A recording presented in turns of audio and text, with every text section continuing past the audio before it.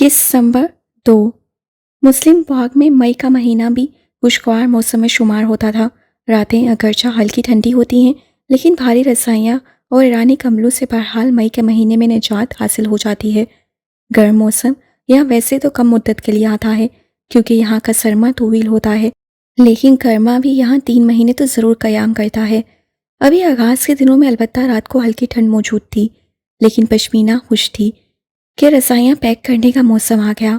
तभी उससे खुशी खुशी ये भारी भरकम सामान छत पर पहुंचा दिया। पिछले रोज़ छत पर जाकर उससे पहले संदूक खोलकर नए सिरे से अंदर रख के सामान को तरतीब दिया और रज़ाइयों के लिए जगह की गुंजाइश निकाली। आज बारी बारी सभी कुछ लाकर पेटी में डाल दिया और यूं लगा जैसे कोई भारी बोझ नीचे के पोर्शन से हल्का हो गया। काम निपटाकर हाथ झाड़ते हुए वो छोटी दीवार के करीब आई। सोचा बारी दिखाई दे तो रुबाब को बुला ले। दोनों घरों की छतें मिली हुई थीं। चचा की छत पर एक ही कमरा था जो इस वक्त पश्मीना के बाएं हाथ पर था। बाकी छत खुली और साफ थी। बिल्कुल सामने सीढ़ियों का दरवाज़ा था और उससे अगला घर चचा मुजीब रहमान का था। उनकी छत वासे लोगों के घर के साथ मिली हुई थी। तीनों घर ही छत के रास्ते एक दूसरे से मिले हुए थे। ये और बात है कि इन घर के मकीनों ने अरसा 6 साल से उस सीसी छत वालों से अपना हर ताल्लुक तोड़ दिया था। छत तो खाली पड़ी थी और बारी भी दिखाई नहीं दिया। उसे रुबाब से आज दोपहर के लिए सिलाई मशीन मांगनी थी। उसकी अपनी मशीन ठीक होने गई थी और अधसिली कमीज़ वो आज दोपहर को मुकम्मल कर लेना चाहती थी। उसने इरादा किया कि सीढ़ियाँ उतरकर खुद ही रुबाब से बात करने चली जाए, लेकिन पहले भाभी या अम्मा को बताना ज़रूरी था। वो पलटकर अपने सहन की तरफ वाली छोटी दीवार की तरफ आई। भाभी, मुनज़्ज़ा, अम्मा, उससे ऊपर से सदा लगाई। यहाँ भी सहन में कोई नजर नहीं आ रहा था। हाँ सावे, क्या है? 5 साला मुनज़्ज़ा ने बाहर निकलते चुंधियाई आंखों से फुप्पो की आवाज़ पर ऊपर देखा। अम्मा से कहना मैं ज़रा रुबाब की तरफ जा रही हूँ, यहीं छत से। अच्छा अच्छा। वो वापस अंदर दौड़ गई। पश्मीना पलटकर वापस मंडेर की तरफ आई। 4 फीट की छोटी दीवार फलांग कर वो हबीब चचा की छत पर आई। सीढ़ियों का दरवाज़ा करीब 20 कदम दूर था। 10 बजे दिन का सूरज हल्की तपिश लिए हुए उसके चेहरे की सुर्खी को बढ़ा रहा था। वो मंडेर से उतरकर महज चंद कदम आगे आई थी कि मुजीब चचा की छत पे छोटी दीवार के पीछे रईस नजर आया। सूरज की रोशनी में चमकते उसके सिल्की बाल हवा से बिखरे हुए थे। गहरे गंदमी शलवार कमीज में उसका सफ़ेद चेहरा नहायत तरोताज़ा और शिफाफ दिखाई देता था। रईस के जहरी हुलिये और डेल डॉल में यूं भी एक शहरी रंग झलकता था। वो कुछ भी पहन लेता, न जाने क्यों फैशन लगने लगता। कुछ मजाजन भी शायद ऐसा ही था। यहाँ के माहौल में जबकि मर्द के लिए मूंछ उसकी इज्जत, गैरत, मर्दानगी, गरूर, बहादुरी और ना जाने किस किस बात की अलामत समझी जाती थी। रईस ना सिर्फ कालीन शेफ था, बल्कि इन मूंछ वालों का मजाक भी उड़ा था। पश्मीना के कदम सुस्त होते मुकम्मल रुक चुके थे। रईस मोबाइल स्क्रीन पर नजर जमाए धीमे धीमे मुस्कुरा रहा था। पश्मीना का दिल सुलग कर उसी पल राख हुआ। वो छत की तन्हाई देखते हुए वहाँ मोबाइल लेकर आया था। मालूम नहीं किसे देखकर मुस्कुरा रहा था। शायद किसी का मैसेज पढ़ रहा था, या शायद वीडियो कॉल। नीचे सबकी मौजूदगी में मौका नहीं मिला होगा ना। पश्मीना के अंदर शिद्दत का दर्द उठा। काश मैं यहाँ ना आती, काश मैं इसे ना देखती। बेखबरी की बेफिक्री में ऐसा दर्द भरा खलल क्यों पैदा हुआ? वो धूप के ऐन नीचे छत के बीचों बीच साकिन सी खड़ी थी। सामने खड़ा वो बादामी नैनों वाला अपनी आंखों के हमरंग लिबास में आज दूरी के मौसमों को इतने करीब होते हुए भी कुछ और बढ़ा रहा था। पश्मीना की आंखें झिलमिलाईं और ठीक उसी लम्हे रईस को भी शायद किसी के देखते जाने के एहसास से इर्द गिर्द नजर उठाने पर मजबूर किया। गहरी सबज फ्रॉक के साथ फूलदार सब्ज और पीला दुपट्टा सर पर लिए वो चमकती धूप की शोखी में मजीद इजाफा करती उसकी पश्मीना थी। सफ़ेद गुलाबी चेहरा धूप की हिद्दत से सुर्ख पड़ रहा था।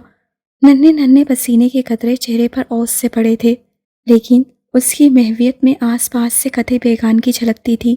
चेहरे का तासुर भी दुख से भरा। रईस से उसकी नज़रों के ताक़ुब में अपने मोबाइल वाले हाथ को देखा। समझने में चंद सेकंड्स लगे। पश्मीना का दिल उसकी मुस्कुराहटों ने सुलगा दिया था। उससे मोबाइल को हल्का सा सूरज की तरफ फेर कर रिफ्लेक्शन पश्मीना के चेहरे की तरफ किया, जिससे बेहासा हाथ आंखों के आगे किया। फिर चौंक कर सीधी हुई और एकदम लापरवाह बनते सीढ़ियों की जानिब बढ़ने लगी। अगरचा आगे बढ़ते हर कदम के साथ वो रईस के ज़्यादा करीब होती जा रही थी, लेकिन अब उससे चेहरे पर ज़माने भर की बेअतनाई सजा ली थी। रईस उसे आगे बढ़ता देखकर دیوار کے ساتھ چلتے سیڑھیوں کے قریب آ گیا اور جب وہ سیڑھیوں کے دروازے کے نزدیک پہنچی تو اس سے پکار لیا، اے رکو۔ آواز دھیمی لیکن سنجیدہ تھی۔ پشمینہ نے محض دیکھنے پر اکتفا کیا، یہاں آؤ۔ وہ رک بھی گئی لیکن کمزور پڑنا بھی اچھا نہیں لگا۔ آؤ ورنہ میں آ رہا ہوں۔ اسے دھمکاتے انداز میں ہتھیلی دیوار پر رکھ کر اس طرف کودنے کا اشارہ دیا۔ پشمینہ بھاگ کر چھوٹی دیوار کے نزدیک آئی کہ کہیں وہ کود ہی نہ آئے۔ رئیس سے مسکراہٹ لبوں میں دبائی۔ بائیں ہاتھ میں موبائل اسکرین تب سے کھلی پڑی تھی۔ اس سے ایک ٹچ سے روشنی زیادہ کرتے موبائل کو پشمینہ کی جانب موڑا۔ زیبا باجی کا چھوٹا بیٹا حذیفہ سر پر برتھ ڈے کی ٹوپی رکھے کیک کاٹ رہا تھا۔ وہ ایک واٹس ایپ ویڈیو تھی جو آدھی چل چکی تھی اور وہی اوپن تھی۔ پشمینہ نے شرمندگی کو لاپرواہی میں چھپایا۔ مبارک ہو بھانجے کی سالگرہ۔ نیچے سگنلز کم تھے، تصویریں اور ویڈیوز ڈاؤن لوڈ نہیں ہو رہی تھیں۔ اماں نے چھت پر بھیجا، نواسے کو دیکھنے کے لیے بے چین ہو رہی تھیں۔ رئیس سے مسکراتے ہوئے تفصیل بتائی۔ ہاں ٹھیک ہے، مجھے کیوں بتا رہے ہو؟ وہ لا تعلق بننے سے باز نہیں آئی۔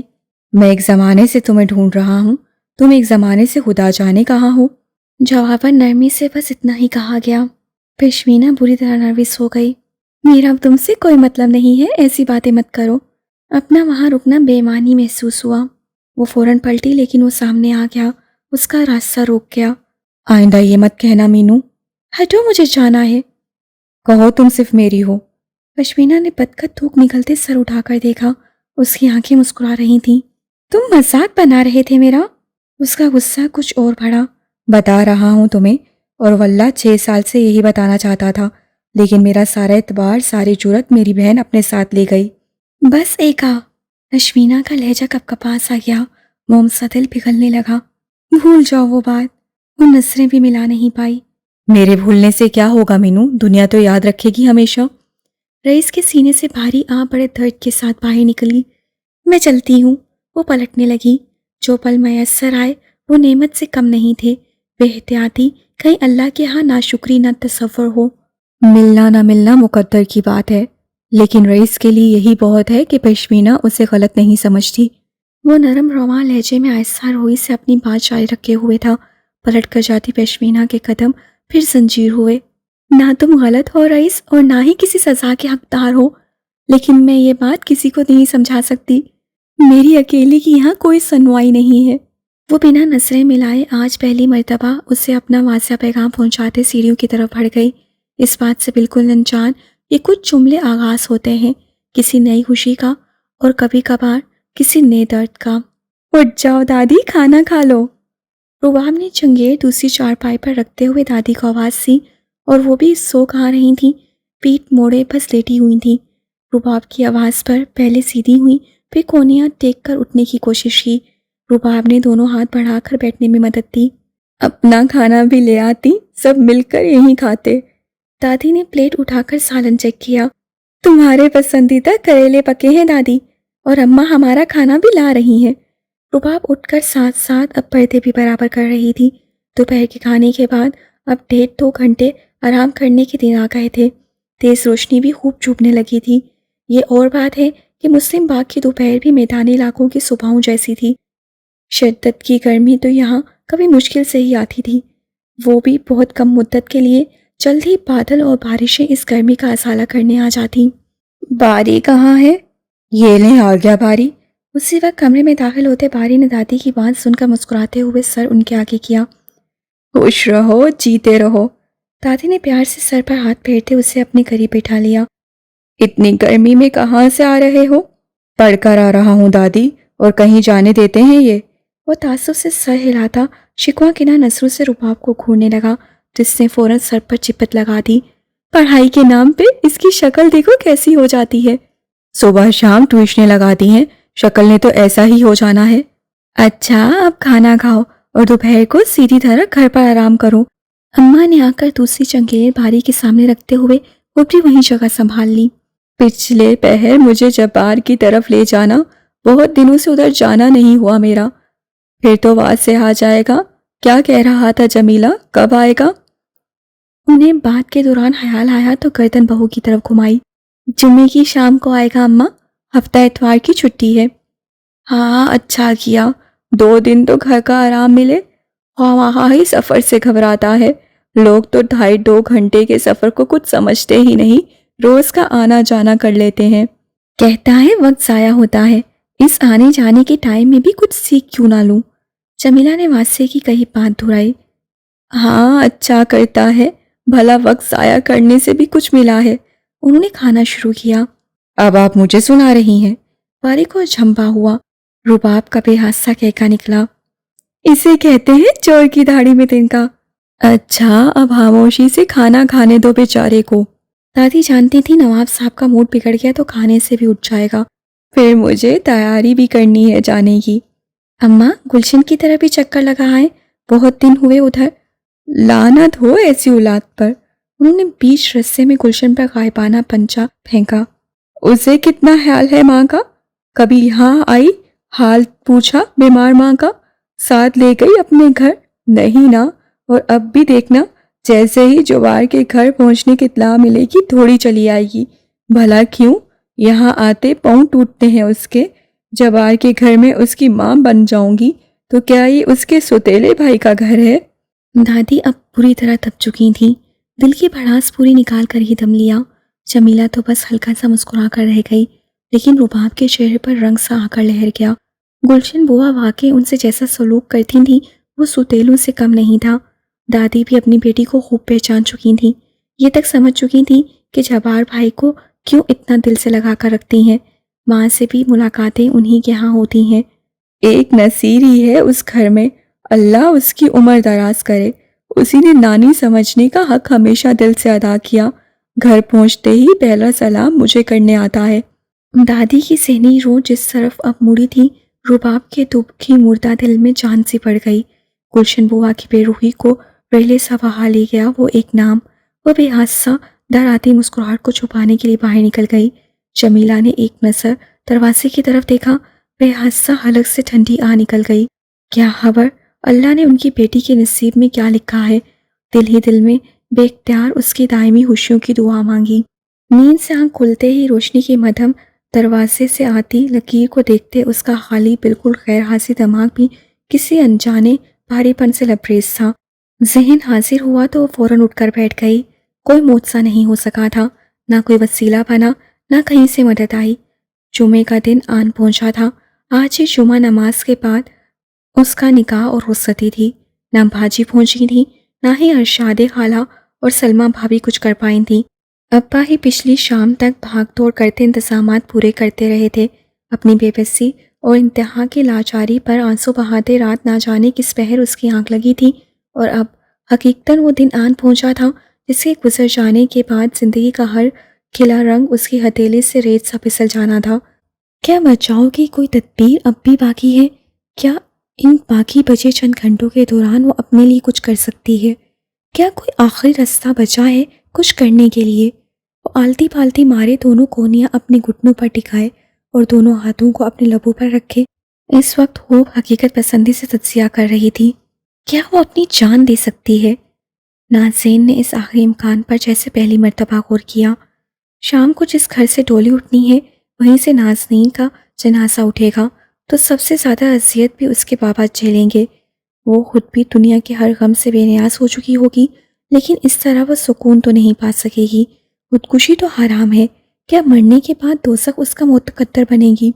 आखिर वो ऊपर वाला भी तो देख रहा है कि उसके साथ क्या हो रहा है।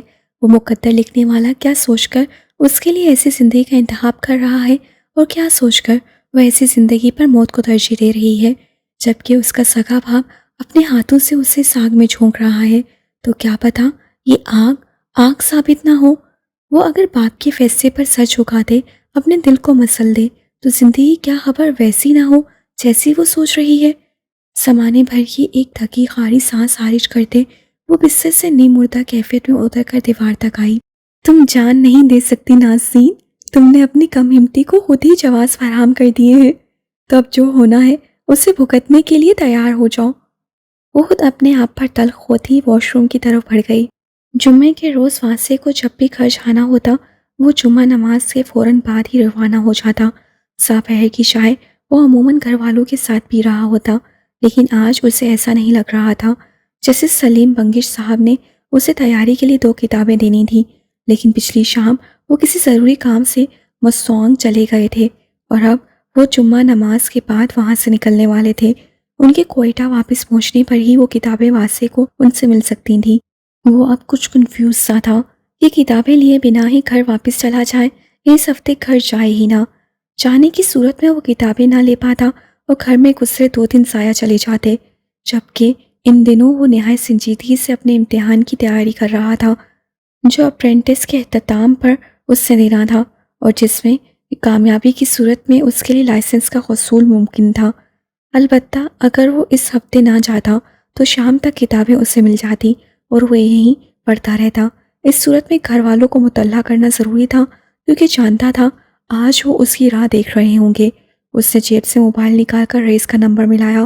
گھر رابطے کے لیے زیادہ تر رئیس اور اسفند کا نمبر ہی ملا تھا کیونکہ درمیانی دروازے سے وہ بآسانی وہاں تک فوراً پہنچ جاتے تھے۔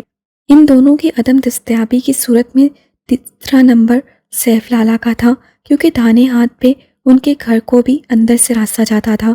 وہ خود نہ بھی جا سکتے تو منزہ یا پشمینہ کو موبائل دے کر بھگا دیتے تاکہ واسے کی چچی سے بات کروائی جا سکے۔ واسے نے رئیس کا نمبر ملایا تو اسے دوسری گھنٹی پر ہی اٹھا لیا۔ آؤ یارا سلام۔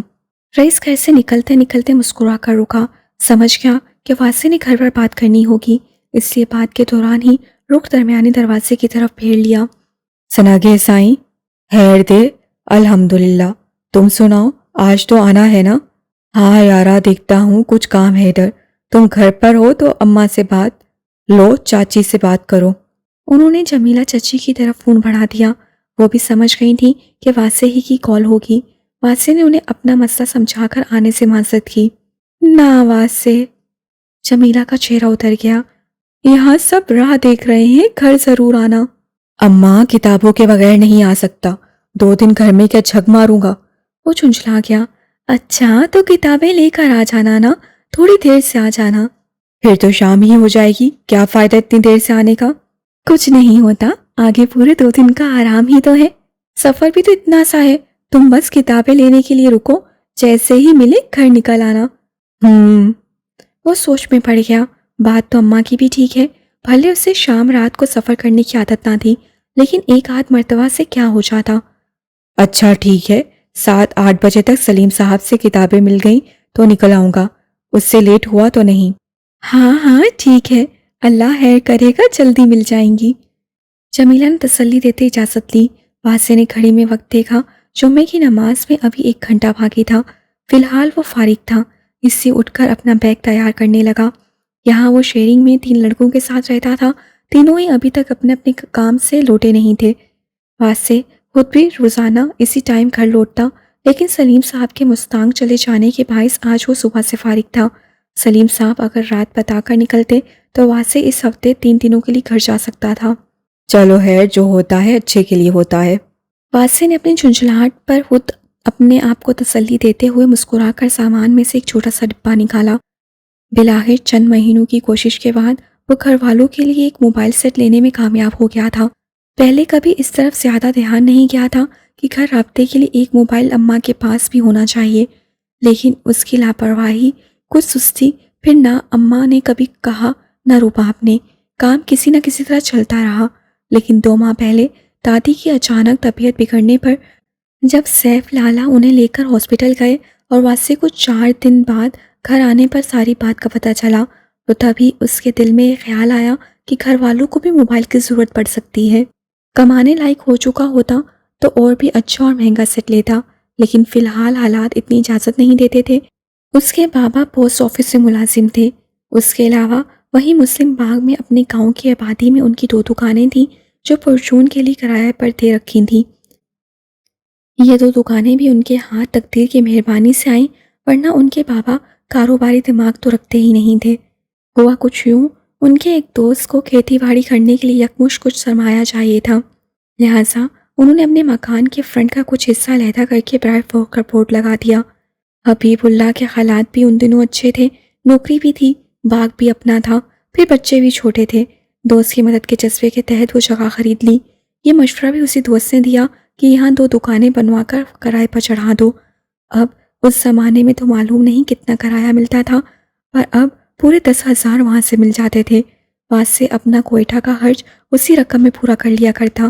پینشن سے تو گھر کے اخراجات بس مشکل سے ہی پورے ہو رہے تھے. موبائل کے لیے رقم بھی اس سے کچھ مہینوں سے پس انداز کرنا شروع کر دی تھی. اب تو بس کچھ عرصے بعد اسے اپنی کمائی شروع ہونے کا انتظار تھا. گھر کے لیے، بہن بھائیوں کے لیے، اماں اور دادی کے لیے اسے بہت کچھ کرنا تھا. وکالت کو بطور پیشہ اختیار کرنے سے کمائی کے نہ صرف ایک بلکہ دو وسیلے پیدا ہونے کے امکان تھے. بحیثیت وکیل اب کچھ عرصے تک نہ صرف وہ خود کمانے کے لائق ہو جاتا بلکہ باغ کا کیس لڑ کر جیتنے کی صورت میں وہ صرف خوشحال ہی نہیں مالا مال ہو سکتے تھے. جس طرح باقی 3 چچاؤں کی زندگیاں اس کی آنکھوں کے سامنے تھیں، وہ تینوں ہی ان کے نسبت کہیں زیادہ خوشحال تھے، اور اب وہ بھی زیادہ دیر تک خوشی سے مرحوم رہنے والا نہیں تھا. انشاءاللہ. واسطے ایک گہرا امید افزا سانس ہواؤں کے سپرد کرتے حال میں واپس آیا.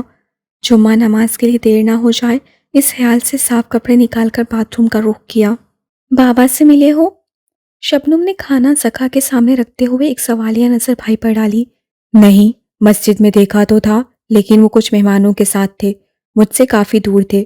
نماز پڑھ کر سیدھا ادھر آ گیا. کیوں؟ آسی نے فولڈ کرتے اس سے کھانا اپنے نزدیک کیا. ابھی فون آیا تھا ان کا، کھانے کے بعد تمہیں فوراً ڈیرے پر بلایا ہے. اچھا، صبح تو چکر لگا کر آیا ہوں، اب کیا کام ہے؟ میرا تو اب آرام کرنے کا موڈ تھا. زکا کا ڈیرے پر جانے کے خیال سے موڈ کچھ آف ہوا. کہہ رہے تھے فیشین سے کوئی وکیل آیا ہے، ضروری ملنا ہے اس سے. وکیل؟ زکا کا کھانے کی طرف بڑھتا ہاتھ وہیں رکا. چہرے کے تاثرات بھی یکسر تبدیل ہوئے. شبنم نے اس کی بدلتی کیفیت کو تعجب سے دیکھا. کیا ہوا؟ کون ہے یہ وکیل؟ کچھ نہیں.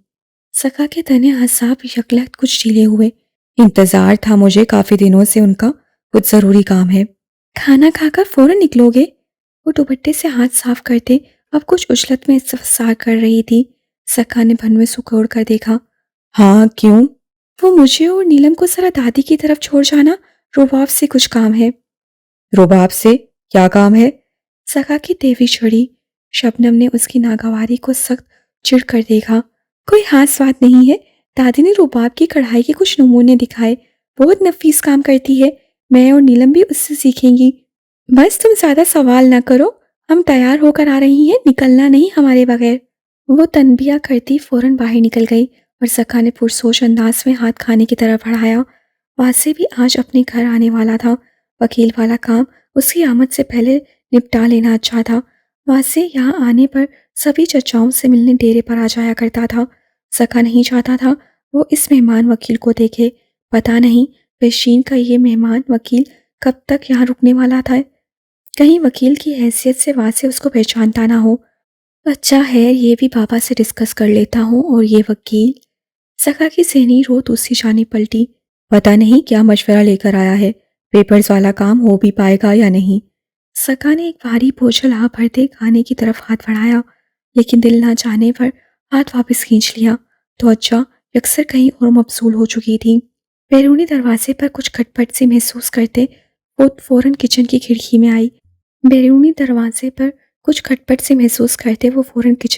میں آئی. باہر سے تالا کھولا جا رہا تھا، لیکن بابا واپس آئے تھے. نازنین کا دل زور زور سے دھڑکتا اسے اپنے کانوں میں سنائی دینے لگا تھا. ناشتے کے بعد بابا کہیں چلے گئے تھے اور وہ کچھ سمجھنے کچھ نہ سمجھنے کی کیفیت میں بامشکل خود کو گھسیٹتے معمول کے کام نپٹانے میں لگی ہوئی تھی. دوپہر ڈھلتے ہی اس کے نادان دل نے یہ فرض کرنا شروع کر دیا کہ مصیبت شاید اپنے آپ ہی ٹل چکی ہے اور سب کچھ اسی معمول سے چلتا جائے گا. پر اب بابا کی گھر آمد کے ساتھ ہی خوش امیدی کا طلسم نئے سرے سے ٹوٹتا سا محسوس ہونے لگا. دروازہ کھلا اور پہلے 2 خواتین اور ان کے پیچھے کریم اللہ گھر کے اندر داخل ہوئے. دونوں خواتین نازنین کے لیے اجنبی تھیں. بابا انہیں ساتھ لیے کمرے میں چلے گئے اور انہیں اندر بٹھا کر کچن میں آئے. یہ عورتیں تمہیں تیار ہونے میں مدد دیں گی، تم ان کے پاس جاؤ، میں ان کے لیے کچھ چائے پانی کا بندوبست کرتا ہوں. میں بنا دیتی ہوں بابا. وہ اندرونی حالت پر بڑی دقت سے ضبط کیے ہوئے تھی، بس ظاہر نارمل انداز میں مروت نبھائی. نہیں، پہلے ہی بہت دیر ہو چکی ہے، تم اندر جاؤ. انہوں نے تحکمانہ کہا تو وہ مرے مرے قدموں سے کچن کے دروازے تک گئی. کچھ کہنے کے لیے ذہن کو تیار کیا تو دل اور شدت سے دھڑ دھڑ کرنے لگا. اس میں ہمت کی شدید کمی تھی، لیکن اب بات ہمت کی نہیں وقت کی کمی کی تھی. اسے ڈرتے ڈرتے گردن موڑی. بابا آپ مجھے باجی کے پاس بھجوا دیتے۔ مصیبت اب صحیح معنوں میں سر کے عین اوپر لٹکنے لگی تھی۔ پچھلی شام تک وہ واقعی کسی معجزے کی منتظر رہی تھی۔ آنے والی نئی صبح سے اس سے بہت سی اچھی امیدیں لگا رکھی تھیں۔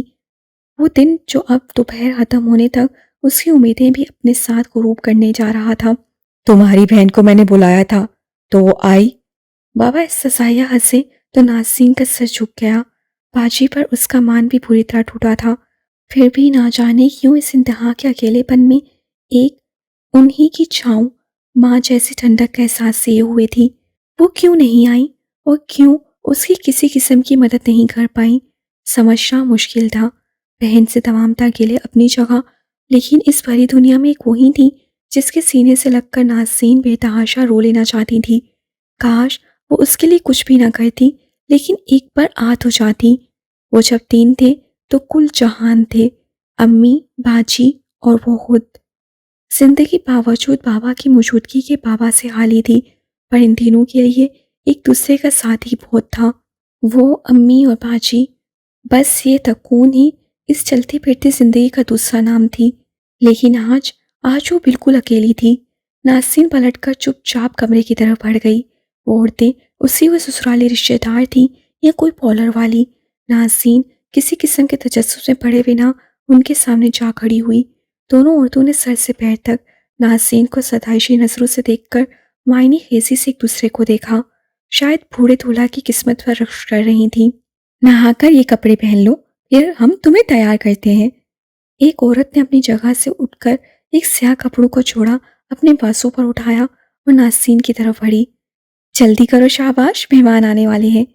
وہ اسے ساتھ لگائے باہر نکل آئی۔ بابا معلوم نہیں پھر کہاں چلے گئے تھے۔ وہ نہا کر نکلی تو ان 2 عورتوں نے اس دوران دیوار سے لگی ایک دوسرے میں پھنسی کرائے کی کرسیوں کو کھول کر ترتیب سے صحن میں لگا دیا تھا۔ ایک دری بھی درمیان میں بچھا دی تھی۔ سا پہر ڈھلنے کو تھی۔ ان عورتوں نے صحن میں لگے بلب بھی وقت سے پہلے جلا دیے تھے۔ ماحول ایک دم سے کسی تقریب جیسا لگنے لگا تو نازنین کا دل سینے میں پوری طرح سمٹا۔ کیا یہ سب اس کی شادی کے لیے ہو رہا تھا؟ اندر ایک درد دیتا ناقابل یقین سا احساس جاگا۔ وہ خالی، ویران، تعجب خیز نظروں سے اپنے گھر کے آنگن کو دیکھ رہی تھی، جب باہر کچھ ملا جلا سا شور سنائی دیا اور پھر ایک ساتھ بہت سی عورتیں اور بچے اندر داخل ہوتے دکھائی دیے۔ نازنین نے چونک کر سر اٹھایا، لیکن اس سے پہلے کسی نے چیل کی طرح اس کا بازو دبوچ کر اندر کمرے میں کھینچا۔ بارات آ گئی، لیکن ابھی ہماری دلہن تیار نہیں ہوئی۔ نادرا، تم باہر جا کر مہمانوں کو سنبھالو، میں اسے تیار کرتی ہوں۔ بازو دبوچنے والی عورت نے دوسری عورت کو ہدایات دیتے ہوئے جلدی جلدی ہاتھ چلانا شروع کیے۔ کوٹے کناری کا عام سا سرخ سوٹ وہ پہلے پہن چکی تھی۔ عورت نے میک اپ کے سامان سے ہاتھ کی مہارت دکھانا شروع کر دی۔ وہ اس کے ساتھ کیا کر رہی تھی اسے کچھ سروکار نہ تھا۔ معلوم تھا تو بس اتنا کہ ہر گزرتا لمحہ اسے کسی اندیکھے انجانے گھڑے کی طرف دھکیل رہا ہے۔ قریب 1 گھنٹے بعد جب اسے باہر لایا گیا تو شام مکمل گہری ہو چکی تھی۔ صحن میں عورتوں اور بچوں کا رش لگا تھا۔ اسے برآمدے میں سنگل صوفہ کھینچ کر بٹھا دیا گیا۔ کچھ عورتیں بیٹھتے ساتھ ہی اس کی جانب لپکی تھیں۔ انداز بڑا ہی والہانہ اور پرجوش سا تھا۔ اسے زبردستی اپنے ساتھ لپٹا کر پیار جتا رہی تھیں۔ نازنین کے پتھر وجود میں ہلکی سی جنبش پیدا ہوئی۔ ایک ایسا خیال آیا تھا دل میں۔ عورتوں میں اچانک کھلبلی سی مچی۔ دروازے پر بابا شاید مولانا صاحب کو لے کر آئے تھے۔ کچھ عورتوں نے اٹھ کر کمرے کی راہ لی تھی تو کچھ نے وہیں بیٹھے چادر کا پردہ بنا لیا تھا۔ 4-5 مرد راستہ بناتے وہاں آئے جہاں وہ بیٹھی ہوئی تھی۔ کرسیاں کھینچ کر بیٹھنے کی جگہ بنائی گئی۔ قاضی صاحب نے بولنے کے لیے گلا کھنکارا۔ نازنین کی یک ہتھیلی ایک دم سے نمی سے بھر گئی۔ وجود برف نہیں ہو رہا تھا۔ بسم اللہ کریں مولانا صاحب۔ ایک مردانہ آواز سنائی تھی۔ وہ مولانا صاحب نے اللہ کے نام سے آغاز دیتے ہوئے کہنا شروع کیا۔ نازنین بانو، دختر کریم اللہ خان، کیا تمہیں حاجی الفت احمد خان ولد حاجی اسحاق خان باعث حق مہر 50,000 نکاح منظور ہے؟ ساتھ بیٹھی ایک عورت نے فوراً ہی نازنین کی کمر میں ٹھوکا دیا۔ ادھر قاضی صاحب کچھ دیر انتظار کے بعد دوبارہ دہرانے لگے۔ نازنین بانو، دختر کریم اللہ خان۔ عورت نے نازنین کا بازو دبایا، جس کی حالت سب کچھ کھو دینے پر مر جانے جیسی ہو رہی تھی۔ کوئی وسیلہ، کوئی مدد، کہیں سے آنے کے سبھی امکان عدم ہو چلے تھے۔ وہ قاضی صاحب کو کیسے اپنے انکار سے مطلع کرے؟ کہیں وہ بھی انہی سے ملے ہوئے نکلے، لیکن اگر ایسا نہیں ہے تو آج کی ایک ہاں اسے تعمر کچوکے لگاتی رہے گی کہ اس نے عین وقت پر کامیابی کیوں دکھائی، کیوں اپنے بچاؤ کے لیے صرف ایک مرتبہ بھی اس کے لب نہیں ہلے۔ پھر لڑکی کی مرضی پوچھنے کا حق شریعت نے اسے دیا تھا۔ تبھی تو یہ 4-5 مرد اس کے سامنے بیٹھے اس کے ہاں کے منتظر ہیں، اور اقرار صرف اس صورت میں لڑکی کی زبان سے ادا ہوتا ہے جب وہ دل سے ایک رشتے کو قبول کرتی ہے۔ بابا کا جبر، ان کی زور و زبردستی نے آج اسے نکاح خواہ کے سامنے لا بٹھایا، تو مطلب یہ وہ جگہ تھی جہاں آ کر بابا بھی مشہور ہو جاتے تھے۔ بنا اس مرحلے سے گزرے وہ بھی اسے آگے نہیں بھیج سکتے تھے، اور اس کا مطلب صاف تھا کہ اب اسے اپنا ہی حق استعمال کرنا تھا۔ نازنین بانو، ڈاکٹر کریم اللہ خان، تمہیں حاجی الفت احمد؟ نہیں، ناصرین کی واضح بلند آواز میں مضبوطی تھی۔ مجھے یہ نکاح قبول نہیں ہے۔ اس مرتبہ اسے زور دے کر پورے اعتماد سے وضاحت دے کر کہا، اور مجمع کی خاموشی میں بنبناہٹ جیسی آوازیں بلند ہوتے باقاعدہ ایک شور مچ گیا۔ کیا بکواس ہے یہ؟ کیا کہہ رہی ہے لڑکی؟ مولانا صاحب کے ساتھ بیٹھا ایک آدمی غصے سے اٹھ کھڑا ہوا۔ نکاح خواہ بھی صافہ کندھے پر دھرتے کھڑے ہوئے۔ کریم اللہ بری طرح بکلا کر مولانا کی طرف بڑھا۔ مولانا صاحب نکاح پڑھوا کر جائیں۔ نہیں پڑھوا سکتا، لڑکی راضی نہیں ہے۔ آپ کو لڑکی کی مرضی پہلے پوچھ لینی چاہیے تھی۔ بارات دلہن کے بغیر نہیں جائے گی۔ ایک جوشیلے مرد نے آگے بڑھ کر نہ صرف حتمی اعلان کیا بلکہ بندوق بھی اپنے کندھے سے اتار کر ہاتھ میں لے لی۔ یہ بندوق یقیناً نکاح ہو جانے کے بعد خوشی میں چلائی جانی تھی۔ عورتیں شور مچاتی ادھر ادھر بھاگنے لگی تھیں۔ ایک کی دیکھا دیکھی 2 اور مردوں نے بھی نہ صرف بندوقیں ہاتھ میں لیں بلکہ ایک نے باقاعدہ کریم اللہ پر تان لی۔ لڑکی کو راضی کرو کریم خان، کسی بھی طرح، ہم خالی ہاتھ نہیں جائے گا۔ حامیوں کی تعداد بڑھتے دیکھ کر دولہا کی ہمت میں بھی اضافہ ہوا۔ وہ آنکھوں میں چنگاریاں بھرے کریم اللہ کو گھور رہا تھا۔ بنا دلہن کو لیے یہاں سے جانے میں اس کی کتنی حقت تھی، محض تصور کرنا ہی رفتہ رفتہ اس کے جلال میں اضافہ کر رہا تھا۔ اللہ کا واسطہ سب آرام سے بیٹھ جاؤ، ابھی سب ٹھیک ہو جائے گا۔ بچی ذرا گھبرا گئی ہے، تھوڑا صبر کرو، ابھی مان جائے گی۔ کریم اللہ نے اشتعال کو کم کرنے کی کوشش کی۔ چلو بیٹی تم اندر چلو۔ انہوں نے کچھ گھرکتے انداز میں ناصرین سے کہا تو مولانا صاحب ترش ہو گئے۔ بچی کے ساتھ زور و زبردستی مت کرو کریم اللہ۔ وہ سمجھ گئے تھے اندر لے جانے کا مطلب لڑکیوں کو دھمکا کر مطلب نکلوانا ہے۔ آپ لقمے مت دیں مولانا صاحب، جائیں آپ، ہم خود نکاح پڑھوا لیں گے۔ لمبے بالوں والا جوشیلا بازو سے پکڑ کر مولانا صاحب کو باہر لے جانے لپکا۔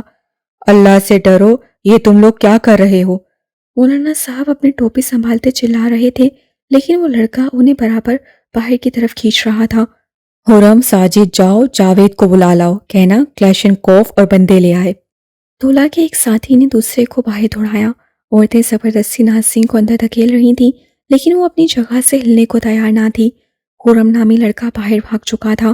مولانا صاحب کو بھی زبردستی باہر بھیج دیا گیا تھا۔ عورتیں ناصرین کو اندر لے جانے میں ناکام ہو رہی تھیں۔ کریم اللہ نے اس مرتبہ خود ہی آگے بڑھ کر ناصرین کو قابو کیا۔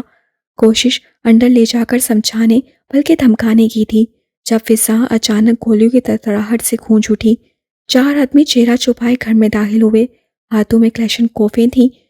کچھ دیر رک کر انہوں نے سچویشن کو سمجھا، اور چوں ہی ان کی نظر برآمدے میں کھڑی ناصرین پر پڑی، وہ بھاگ کر وہاں تک آئے۔ 2 آدمی مسلسل ہوائی فائرنگ کر کے مجمع کو خود سے دور رکھ رہے تھے۔ الفت احمد نے پہلی سکون بھری سانس نکالی۔ جاوید اپنے بندو سمیت اب دھوند سے کام نکلوا رہا تھا، اور اس کے سوا اب چارہ نہیں تھا۔ وہ آدمی ناصرین کو کندھے پر اٹھا کر باہر بھاگ رہے تھے۔ الفت نے اپنے آدمیوں کو آنکھ کا اشارہ کیا۔ اب کریم اللہ کی منت سماجت کی کوئی ضرورت نہیں تھی، کام ہو گیا تھا، اور ان سب کو اب جلد از جلد یہاں سے نکلنا تھا۔ ان کی عورتیں پہلے ہی نکل کر بسوں میں گھس گئی تھیں۔ ارے رکو، یہ کیا طریقہ ہے الفت؟ بات سنو، نکاح؟ کریم اللہ کے آواز جانے لگے۔ زبردستی اور گناہ کے خوف نے صحیح معنوں میں اب ہاتھ پیر پھیلائے تھے۔ وہ بھکلا کر دروازے کی جانب لپکا، لیکن اب جانا بے سود تھا۔ سبھی گاڑیاں آن کی آن میں یوں غائب ہوئیں کہ دھول بھی پانا مشکل تھا۔ سکا گھر کی چھت پر کوچ پر نیم دراز بادلوں بھرے آسمان کو دیکھتے سگریٹ پر سگریٹ پیے جا رہا تھا۔ دوپہر کو اس کے وکیل شہزاد جمالی سے ملاقات ہوئی تھی۔ ان سے تفصیلاً ہر بات ڈسکس کر کے ان کی رائے لینے پر سکا کو کسی امید افزا نتیجے کی توقع بظاہر تو دکھائی نہیں دی تھی، اور یوں تو وکیل صاحب نے مایوسی والی بات بھی کوئی نہیں کی، لیکن سکا کے تھوڑے میں کبھی تسلی نہ ہوئی تھی۔ معلوم نہیں کیوں، پر اس سے اپنا پورا باغ صاف صاف واضح کے ہاتھوں میں جاتا دکھائی دے رہا تھا۔ میرا چچا زاد خود بھی پیشے سے وکیل ہے۔ سکا نے شہزاد صاحب کو بڑی سنجیدگی سے مطلع کیا۔ اس کے بابا اسے وکیل صاحب کے سامنے بٹھا کر باہر کچھ مہمانوں سے ملنے چلے گئے تھے۔ وہ جب کمرے میں داخل ہوا تھا، پاپا وکیل صاحب سے اسی معاملے میں ہی مشورہ طلب کر رہے تھے۔ ان کی تقریر یقیناً بہت پر اثر تھی۔ گزرے کئی برسوں میں مرحوم بھائی اور ان کے بیوی بچوں پر بے شمار دولت خرچ کرنے کی داستان کافی طویل تھی۔ شہزاد صاحب بڑی توجہ اور دلچسپی سے ان کی باتیں سن رہے تھے، لیکن کیا یہ کافی بھی تھا؟ زکا نے رک کر کچھ دیر سوچا اور پھر بابا کے چلے جانے کے بعد اسے شہزاد صاحب کے سامنے نشست سنبھالی۔ اچھا؟ شہزاد نے سجابیاں بن میں چھوڑی۔ وہ اپنے سامنے ایک رجسٹر کھولے بیٹھے تھے اور پین کی مدد سے غالباً کچھ پوائنٹ نوٹ کر رہے تھے۔ زکا کی بات پر ان کا کام کرتا ہوا ہاتھ وہیں رک گیا۔ کون ہے وکیل؟ جس چچا کی بابا آپ سے بات کر رہے ہیں، چچا حبیب الرحمان، جن کا یہ باغ تھا پہلے، ان کا بیٹا عبدالواسع۔ تو وہ وکیل ہے؟ شہزاد صاحب آنکھیں چھوٹی کیے کسی گہری سوچ میں پڑ گئے۔ نہ صرف وکیل ہے بلکہ میری ذاتی رائے یہ ہے کہ وہ وکالت میں آیا ہی اسی لیے ہے کہ اپنا باغ ہم سے چھڑا سکے۔ شہزاد جمالی نے اپنی تشویش چہرے سے زیادہ ظاہر تو نہیں ہونے دی، لیکن اندرونی طور پر وہ واقعی اپسیٹ ہوا تھا۔ کچھ دیر رک کر کچھ سوچا، پھر پرتحمل انداز میں سکا کو دیکھا۔ یہ معاملہ ذرا زیادہ سنجیدہ نوعیت کا بن رہا ہے سکا۔ باغ کے حصول کو تم لوگ کھیل یا مذاق مت سمجھو، یعنی جس معاملے میں ایک ایسا بندہ انوالو ہے کہ اپنی جائیداد پانا جس کا مشن بن چکا ہے، اس سے گیم کھیلنا مہنگا بھی پڑ سکتا ہے۔ ہم کوئی گیم نہیں کھیل رہے شہزاد صاحب، میرے بابا کو لوٹا ہے ان لوگوں نے اور برسا برس تک لوٹتے رہے ہیں۔ سکا کے ایک دم تیور بدلنے لگے۔ شہزاد نے ہلکے سے اسے کندھے پر تھپکی دی۔ میں سمجھ رہا ہوں بچے، لیکن میں تمہیں صرف آگاہ کر رہا ہوں کہ معاملہ غیر معمولی نوعیت کا ہے، اور گیم کھیلنے سے میری مراد یہ ہے کہ سیدھے رستے سے کام نہیں بنے گا، انگلی ٹیڑھی کرنی ہی پڑے گی۔ تمہارے بابا نے اگر اس وقت کوئی پیپر بنوا لیا ہوتا تو آج ہمیں کافی سہولت ہو جاتی۔ میرے بابا کی نیت صاف تھی، وہ کیوں پیپر بنواتے؟ وہ تو ان لوگوں نے ہمیں دن ہی ایسے دکھائے۔ اچھا ٹھیک ہے، تم ریلیکس رہو، میں سوچتا ہوں کچھ، کوئی نہ کوئی راہ تو نکل آئے گی۔ وہ اب جانے کے لیے اپنی فائلیں سمیٹ رہا تھا۔ سکا کو اپنے رویے پر کچھ پشیمانی سی ہوئی۔ معافی چاہتا ہوں، میں ذرا جذباتی ہو گیا، لیکن اس باغ پر میرے بابا کا صرف پیسہ ہی نہیں محنت بھی لگی ہے۔ آج لاکھوں کی کمائی دینے والا باغ برسوں پہلے ایک اجاڑ ویران قطع زمین کے سوا کچھ نہ تھا جسے ہم نے بات کیا۔ اسے ہم ہاتھ سے کیسے جانے دے سکتے ہیں؟ میں سمجھ سکتا ہوں زکا، لیکن تم بھی یاد رکھو کہ قانونی معاملات تقریریں کر کے نہیں، ثبوت کے بل پر جیتے جاتے ہیں۔ وہاں ٹھوس دلائل دیے جاتے ہیں، جذباتی مکالمے نہیں بولے جاتے۔ میں بہرحال تم لوگوں کی مجبوری سمجھتے ہوئے کوئی محفوظ حل نکالنے کی کوشش کرتا ہوں، لیکن ایک بات تم بھی یاد رکھنا۔ شہزاد نے زکا کے کندھے پر ہاتھ رکھتے اس کی آنکھوں میں دیکھا۔ سب سے اہم، وہ پل بھر کو رکا۔ تمہارے چچا زاد بھائی سے نپٹنا ہے، عبدالواسع۔ سکا نے یاد دلایا۔ میں یہ نام یاد رکھوں گا، عبدالواسع۔ شہزاد صاحب نے زیر لب دہرایا تھا۔ اور مجھے یہ نام کبھی بھولتا نہیں۔ سکا نے کالے آسمان پہ تنی بادلوں کی تبریز تہہ کو دیکھتے نفرت سے سوچا۔ نصیر بھی اس مرتبہ شام ڈھلے ہی گھر پہنچ پایا تھا۔ اس بار بھی وہ 2 دنوں کے لیے گھر آیا تھا۔ نوکری کا پہلا 1 مہینہ تو وہ رہائش کے حاصل کرنے کی خواری اور نئی نوکری کے نئے بکھیڑوں سے نپٹنے میں وقت ہی نہیں نکال پایا تھا، لیکن اب 2 ہفتے پہلے گھر واپس آنے پر اس نے یہی طے کیا تھا وہ ہر ویکینڈ اپنے گھر آ کر ہی گزارے گا۔ ایک تو گھر کے بے شمار دھندوں سے اکیلے نپٹنا اس کے پاپا کے بس کی بات نہ تھی، دوسرے اماں بھی جب سے اس کی نوکری لگی تھی جبار چچا اور نگار چچی کے زیادہ قریب ہونے لگی تھی۔ وہ ہر بار صاف الفاظ میں انہیں جتاتا کہ سوائے رباب کے اور کوئی نہیں، اور وہ ہر بار جبار چچا کے ہاں جا کر یہ بات بھول جاتی تھی۔ ان لوگوں کی عمارت پیسے کی ریل بیل اماں کے سدھ بودھ کھو دے تھی، اور اب اس کے دور چلے جانے پر تو اماں کو اور شے مل رہی تھی۔ نصیر کی غیر موجودگی میں جبار چچا سے راہ و رسم کچھ اور زیادہ مضبوط کیے جا رہے تھے۔ وہ اب ہر ہفتے انہیں یہ باور کروانے بھی ضرور آنا چاہتا تھا کہ وہ ان کی ایک نہیں چلنے دے گا، اور پھر رباب وہ بھی تو کتنی شدت سے اس کی راہ دیکھا کرتی تھی۔ نصیر جانتا تھا اس پاگل لڑکی نے پچھلا 1 مہینہ کس کرب میں گزارا تھا۔ نصیر اسے ایک نظر دیکھتے ہی اس کی اندرونی کیفیت جان گیا تھا۔ بظاہر مسکرا کر ملنے والی کی 1 مہینے کی جدائی نے کیا حالت کر دی تھی۔ اسے دیکھ لینے کے بعد پچھلے 15 دن نصیر نے بڑی مشکل سے کاٹے تھے۔ پچھلا ہفتہ بھی وہ آفس کے ایک ضروری کام کی وجہ سے آ نہیں پایا تھا، لیکن وہ اپنی وجہ سے اسے دکھ نہیں دے سکتا تھا، نہ ہی زیادہ دن خود اس سے دور رہ سکتا تھا۔ رباب اس کی بچپن کی محبت تھی۔ دونوں ہمیشہ ایک دوسرے کے قریب اور آمنے سامنے رہے۔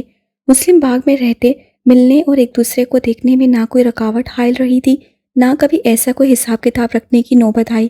تب یہ بھی کبھی نہیں سوچا تھا کہ روزگار کا حصول ایک دن اسے پردیسی بنا دے گا، اور تب ملنے اور دیکھنے کی قیمت کا صحیح معنوں میں اندازہ ہوگا۔ انتظار کی گھڑیاں گننے کا لطف تو حقیقتاً اب آ رہا تھا۔ زمور نے کھانا سامنے رکھا تو نصیر خیالوں سے باہر آیا، چونک کر گھڑی کی طرف دیکھا۔ رات کے 8 بج رہے تھے۔ رباب یقیناً بے چینی سے اس کا راستہ دیکھ رہی ہوگی۔ جمعہ اور ہفتہ کی شام تو بنا بتائے ہی اس کی راہ دیکھا کرتی تھی۔ نصیر جانتا تھا اس کی نظریں دروازے پر لگی ہوں گی، اور دل میں پیدا ہوتے اس یقین اور مان پر نصیر کے لب اعتماد سے مسکرا اٹھے۔ کتنا خوشگوار ہوتا ہے یہ قیمتی خیال کہ جسے آپ سوچ رہے ہیں اس کی سوچوں کا محور بھی صرف اور صرف آپ کی ذات ہے۔ اتنی جلدی جلدی میں کھا رہے ہو نصیر، کہیں جانا ہے؟ اماں پھل، چھری اور پلیٹ ہاتھوں میں لیے تسلی سے نصیر کے پاس آ بیٹھی تھیں، لیکن بیٹے کی اجلت نے اندر کہیں ہلکی سی ناگواری کے احساس کو جگایا۔ نانی سے ملنے جاؤں گا۔ اس سے بھی تحمل سے مطلع کیا۔ اتنی جلدی بھی کیا ہے؟ اماں کو کل میں یہیں گھر پر بلوا لوں گی۔ وہ اپنے لہجے کی تلخی چھپا نہیں پائیں۔ کل بھی بلوا لیجئے گا، لیکن میں تو ابھی جا کر ملوں گا۔ چھوٹا ہوں، فرض تو میرا بنتا ہے کہ پہلے جا کر دعا لے آؤں۔ ہاں ہاں، ویسے بتا دوں کہ وہ تمہارے جبار چچا کی طرف آئی ہوئی تھیں۔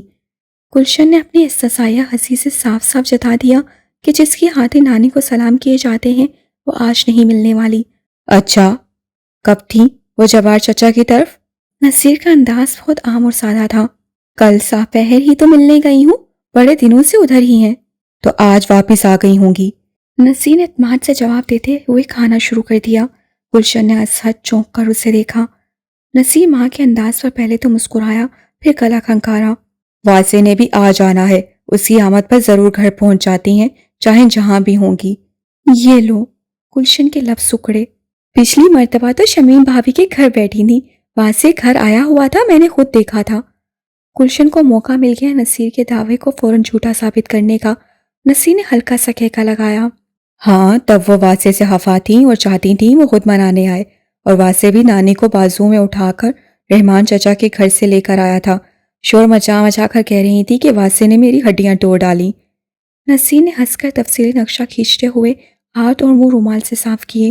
گلشن کا اس توجہ اور ایسی کشش پر ہمیشہ کی طرح خون ابلنے لگا۔ تمہارے جبار چچا تمہاری نوکری لگنے کی خوشی میں کل ہم سب کی دعوت کر رہے ہیں۔ آپ نے خود ہی نکلوائی ہوگی زبردستی یہ دعوت، ان کے پاس کہاں اتنا فالتو وقت ہے۔ وہ بھی نصیر تھا۔ حد ہے نصیر، ہر بات میں ضد، ہر بات میں مخالفت۔ گلشن نے غصے سے چھری چکھی۔ چاہتے کیا ہو آخر؟ جو میں چاہتا ہوں وہ آپ سے بہتر کوئی نہیں جانتا، خود ہی انصاف کریں، ضد و مخالفت میں کر رہا ہوں یا آپ؟ لیکن خود غرض بن کر تو سوچ رہے ہو نا، تمہیں صرف اپنا خیال ہے، تمہاری بہن کی کوئی پرواہ نہیں ہے۔ رباب سے شادی کر کے تم معصوم بہن کو کیوں غربت کے جہنم میں دھکا دینا چاہتے ہو؟ اس کا کیا قصور ہے؟ کیا ملے گا اسے واسے کے گھر میں؟ ادھر زکا کی طرف دیکھو، کس چیز کی کمی ہے وہاں؟ بہن سکھی اور خوشحال رہے گی۔ کیا ایک بھائی کا فرض نہیں کہ ایسے سوچے؟ گلشن نے اب جذباتی وار کرنے کی کوشش کی۔ تو کس نے کہا ہے بہن کو زبردستی میرے ساتھ باندھیں؟ کر دیں آپ اس کی سکھی اور خوشحال گھرانے میں شادی، میرے ساتھ پابند ہونا کیوں ضروری ہے؟ چلو اب نہیں سنو۔ گلشن نے حیرت سے انگلی ناک پر دھری۔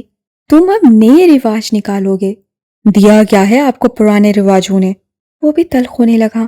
میمونہ پھوپھی کی زندگی اجیرن ہو گئی، اس کا حال نظر نہیں آتا آپ کو؟ اور ایک وہی کیوں، حیرن چچی کی بہن کے ساتھ کیا ہوا؟ اور پشمینہ، لیلا، آخر کب تک عقل نہیں کریں گے آپ سب؟ باتیں تو ایسے کر رہے ہو نصیر جیسے رباب کو تم بنا بتلائی کے بہا لاؤ گے۔ گلشن بھی میدان میں ادھر آئیں اور اس مرتبہ کھل کر نام بھی لے لیا۔ بتلائی کے بغیر مجھے وہاں شادی کر کے دکھاؤ تو مانوں۔ وہ سب آپ کے سوچنے کی باتیں نہیں ہیں، آپ بس اتنا احسان کریں مجھ پر کہ جوار چچا سے کوئی وعدہ کرنے کی جلدی نہ کریں۔ نصیر بھی ایک دم جیسے حقیقت کی دنیا میں واپس آیا۔ وہ غلط نہیں کہہ رہی تھیں۔ گھر میں جوڑ موجود ہوتے ہوئے وٹے سٹے کے بغیر شادی کر لینا تقریباً ناممکن تھا یہاں کے ماحول میں۔ وہ بنا مزید کسی بحث میں پڑھے باہر نکل گیا۔ گلشن منہ ہی منہ میں بڑبڑاتی رہ گئیں اور دروازے میں کھڑے سمورت نے اپنی بیہستہ ہنسی بڑی مشکل سے ماں سے چھپائی۔ غصے میں وہ پہلے بیٹھی تھیں، اسے ہنستا دیکھ کر تو چھری اٹھا کر پھینکتی۔ وہاں سے جس وقت بس اسٹینڈ پہنچا ٹائم کچھ 8 کے قریب ہو چلا تھا۔ سلیم صاحب سے کتابیں اسے 7 بجے مل گئی تھیں۔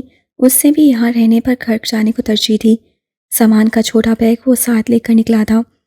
کتابیں ملتے ہی سیدھا بس اسٹینڈ پہنچا۔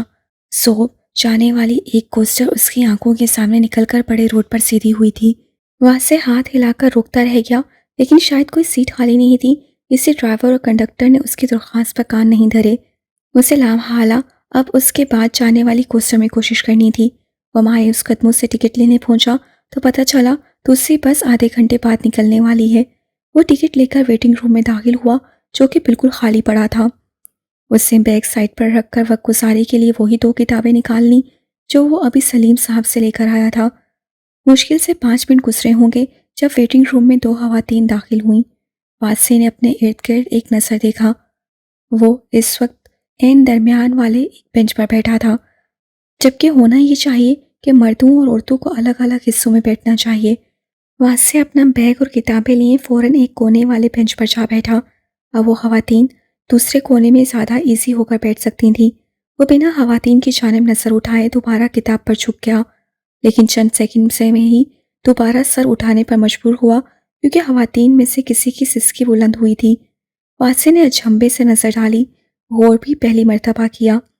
ایک عورت برقع پوش تھی اور خلیہ جسامت سے کوئی بڑی عمر کی عورت لگتی تھی، جبکہ واسطے نے دیکھا سچی آواز اس دوسری عورت نہیں لڑکی، اور وہ تو کوئی دلہن تھی شاید۔ بڑی سی براؤن چادر میں بھی سرخ کوٹے والے کپڑے، سرخ نیل پالش سے سجے سفید پاؤں گولڈن جوتوں میں نمایاں تھے، لیکن بے تحاشا روتی ہوئی آنکھیں وہ اپنا چہرہ ناک تک چادر میں چھپائے ہوئے تھی۔ سفید رنگت کے ساتھ کالے گھنے ابروں اور کالی کالی آنکھوں والی وہ لڑکی پتہ نہیں رو کیوں رہی تھی۔ واسطے نے ساتھ والی عورت کو دیکھا، وہ لا تعلق بنی موبائل کی طرف متوجہ تھی۔ کمال ہے، وہ محض سوچ کر رہ گیا۔ توجہ کتاب پر مبذول کرنے کی کوشش کی، لیکن سسکیاں بار بار حلل ڈالتے ہوئے اب مکمل اسے اپنی جانب متوجہ کر چکی تھیں۔ آخر وہ عورت اس لڑکی کو تسلی کیوں نہیں دے رہی تھی؟ نہ چپ کروانے کی کوشش، نہ بات چیت۔ وہ کچھ دیر بعد تنگ آ کر خود ہی باہر نکل آیا۔ بس نکلنے میں 10 منٹ باقی تھے۔ برآمدے سے اتر کر وہ ستون سے ٹیک لگائے یوں ہی لوگوں کی چہل پہل دیکھ رہا تھا جب اس سے اپنی پشت پر ایک عورت کی آواز سنائی تھی۔ ہاں ہاں، کام ہو گیا ہے، تم دونوں کو منع کیا تھا کہ یہاں مت آنا، کسی نے دیکھ لیا تو؟ عورت کی دبی دبی آواز میں انتہا کی گھبراہٹ تھی۔ واسطے نے گردن موڑ کر دیکھا، یہ وہی عورت تھی جو اندر اس روتی لڑکی کے ساتھ بیٹھی تھی۔ اس کے سامنے 2 اونچے لمبے مرد کھڑے تھے۔ واسطے کے کان اس کے مشکوک انداز پر بری طرح کھڑے ہوئے۔ لڑکی کا کچھ ضروری سامان ہے اس میں، ایک آدمی نے تھیلا عورت کی طرف بڑھایا۔ اور ہان کہہ رہے ہیں تو اگلی صبح فوراً وہاں سے نکل کر سیدھی اپنے گاؤں چلی جانا، کچھ دن یہاں واپس مت آنا۔ بس میں سفر کرنے سے پہلے لڑکی کے کپڑے اور چادر تبدیل کرواؤ۔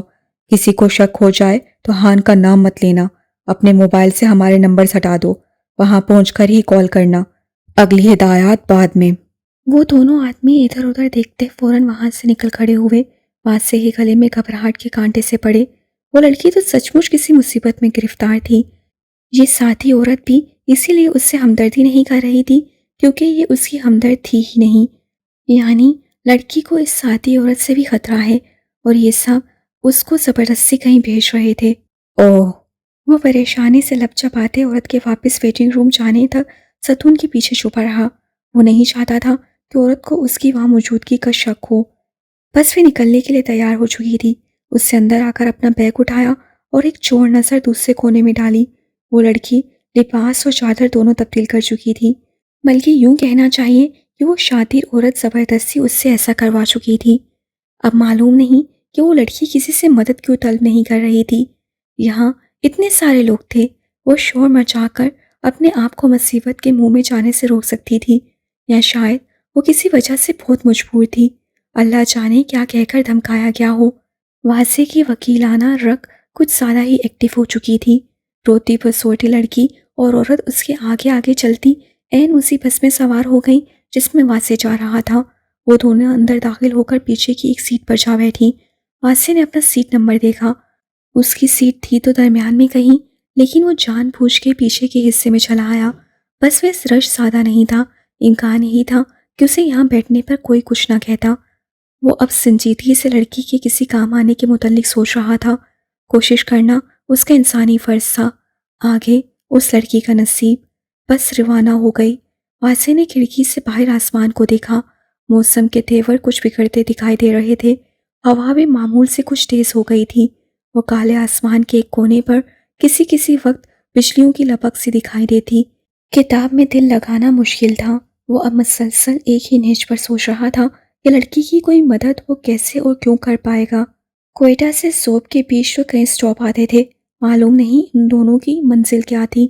اگر وہ اس کے مسلم باغ میں اترنے سے پہلے کہیں اتر گئیں یا انہوں نے مسلم باغ سے کہیں آگے جانا ہوا، دونوں صورتوں میں بھلا بس کے اندر بیٹھے وہ کیسے اس کے کسی کام آ سکتا ہے۔ وہ اس وقت ان دونوں عورتوں کے بالکل ساتھ والی سیٹ پر بیٹھا تھا۔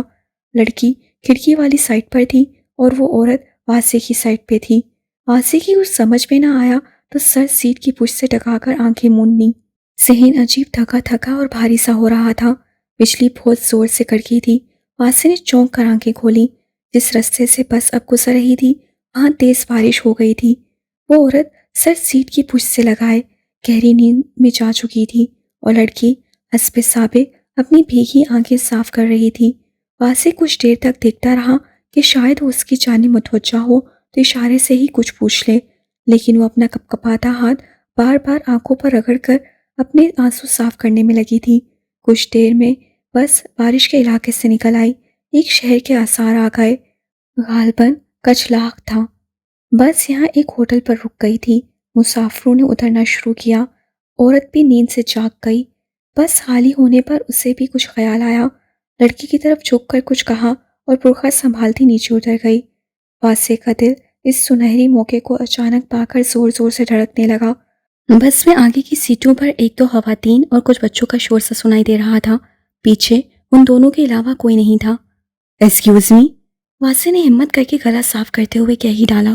اس نے ایک نظر واسع کی طرف حیرت سے دیکھتے ہوئے فوراً نظر پھیر لی تھی، جیسے اس کی بات پر دھیان نہ دینا چاہتی ہو۔ بات سنیے پلیز، واسع نے دھیمی آواز میں دوبارہ کہا۔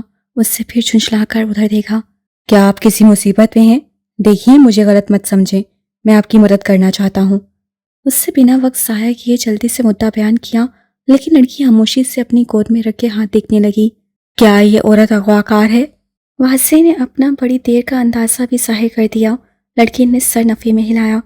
دیکھیں آپ ڈرے مت، بے خوف ہو کر۔ واسع کو اپنا جملہ منہ میں ہی روک لینا پڑا۔ مرد دوبارہ بس میں سوار ہونا شروع ہو گئے تھے۔ کچھ نے پیچھے کی طرف آنا شروع کیا۔ واسع بے بسی سے اسے دیکھ کر رہ گیا۔ لڑکی کی جھجک نے معاملہ آگے بڑھنے ہی نہیں دیا تھا۔ اب وہ اور کیا کرتا جب لڑکی خود ہی اپنا بھلا نہیں چاہ رہی تھی۔ اس مرتبہ بس روانہ ہوئی تو واسع نے غصے سے کتاب ہی کھول لی۔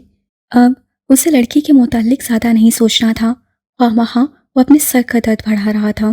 اے بسم اللہ، میرا بیٹا آیا ہے۔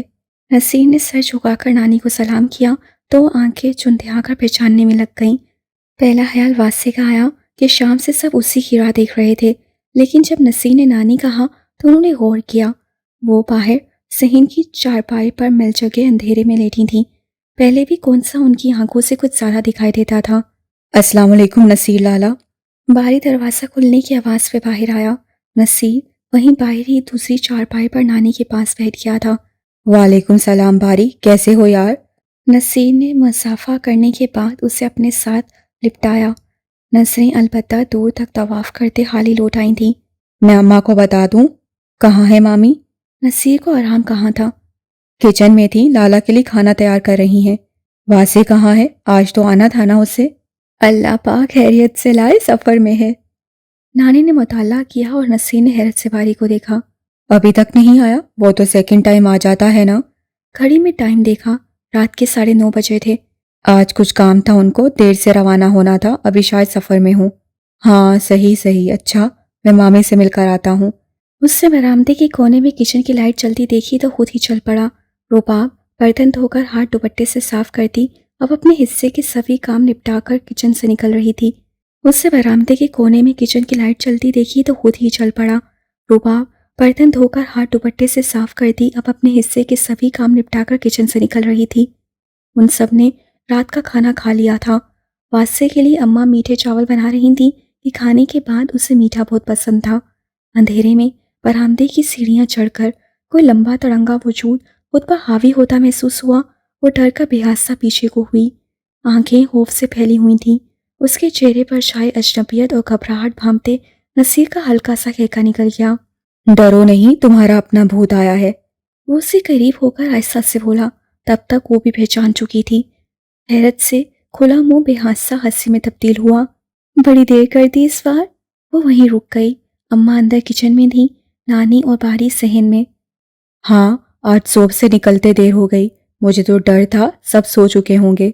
وہ کچن سے آتی ہلکی روشنی میں رباب کا چمکتا چاند سا چہرہ دیکھ رہا تھا اور وہ اس کی توجہ محسوس کرتے نروس سی ہونے لگی۔ آؤ اماں سے ملو۔ اسی گھبراہٹ سے محسوس ہوتے ہوئے اندر داخل ہو گیا۔ جمیلہ بھی شاید اپنا کام نپٹا چکی تھی۔ وہ ان سے مل کر انہی کے ساتھ باہر نکلا۔ 5 منٹ کا دم ہے رباب، نصیر کے لیے پلیٹ میں چاول لیتی آنا۔ جمیلہ نے رباب کو ہدایات دیں اور نصیر کو لیے صحن میں آ گئے۔ موسم کچھ بدلا بدلا نہیں لگ رہا نصیر؟ جمیلہ نے آسمان کی طرف دیکھا۔ کچھ دیر پہلے تک تو فضا بہت صاف تھی، لیکن اب یہ ہوا میں تیزی اور بادل، بجلیاں، وہ باہر کا موسم یکلت بدلتے دیکھ کر بہت حیران تھی۔ جی مامی، لگتا ہے قریب کہیں تیز بارش ہو رہی ہے، شاید کچھ دیر تک یہاں بھی۔ اللہ پاک ہر جگہ خیریت رکھے۔ اس ٹائم کبھی مشکل سے ہی ایسا موسم ہوا ہے، اکثر تو سپہر کو آ جاتے ہیں بادل ہوں یا بارش۔ موسم کا کیا بھروسہ مامی، اب گرمیاں آ رہی ہیں، بادل تو بے وقت ہی برسیں گے۔ وہ دونوں ایک ساتھ چارپائیوں کی نزدیک آئے۔